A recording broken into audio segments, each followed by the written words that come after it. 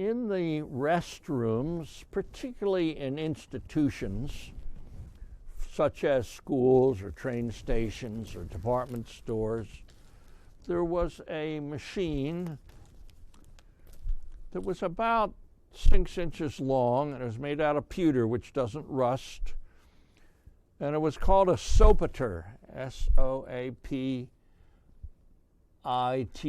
soapitor. And the soapitor was a cylinder.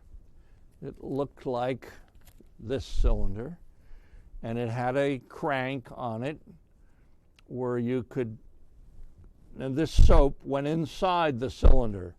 And it shows the two kinds. You could get a green smelling one, or you could get this one. And all this is about 100 years old. It still smells kind of a soap. So the perfume they put on there was pretty good.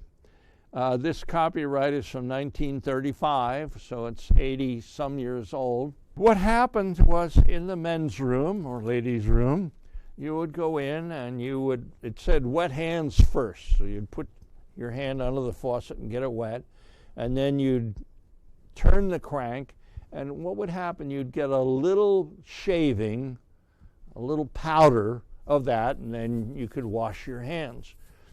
So today we pull a lever and a squirt of soap comes out.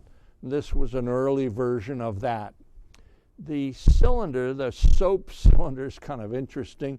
It's got ridges on it, and it fit into grooves so that as you turned the crank, it would shave off the soap.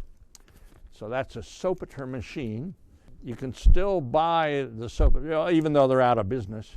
You can still buy the machine, but what you can't get is the soap, which is really a problem. There's an interesting thing about the soapitor.